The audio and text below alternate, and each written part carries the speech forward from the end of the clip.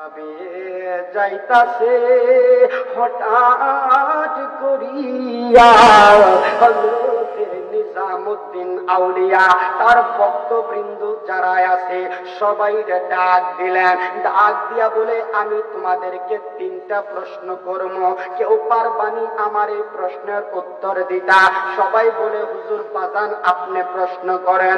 আমার এই আলোচনা আমরা যারা পুষ্কুনি পার এখানের মধ্যে আছি, আমরা সবাই একখানা এক দরবারের মুরিদ। কথা বলেন ঠিক কিনা?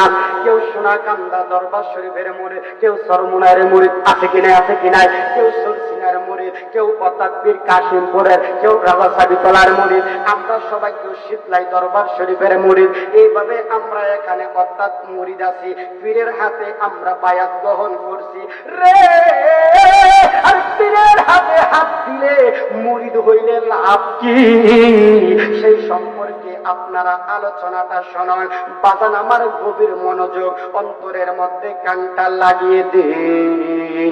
এবার হযরতে নিজামুদ্দিন আউলিয়া ডাক দিয়া বলে, গো আমি তোমাদেরকে তিনটা প্রশ্ন করব, কেউ পারবানি তিনটা প্রশ্নের উত্তর দিতে?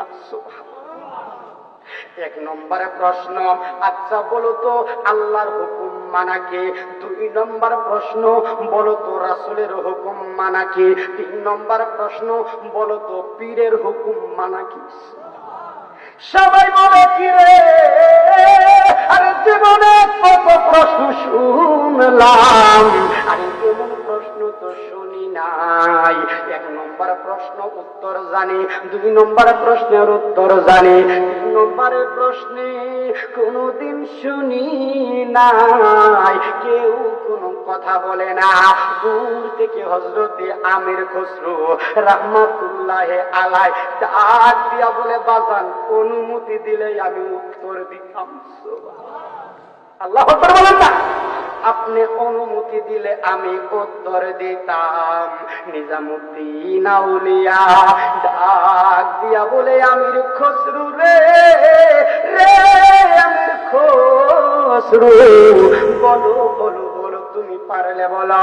ও বাজার, এক নম্বর প্রশ্নের উত্তর, আল্লাহর হুকুম মানা হইল ফরজ। জোরে বলেন কি? আরে জোরে বলেন কি? রাসূলের হুকুম মানা, রাসূলের হুকুম মানা হইল সুন্নাত। জোরে বলেন রাসূলের হুকুম মানা কি? এখন তিন নম্বর প্রশ্নের উত্তর, আমাদের তরিকতের ভাষা তিন নম্বর প্রশ্নের উত্তর হইল আল্লাহর ওলি মানে পীর মুর্শিদের হুকুম মানা হইল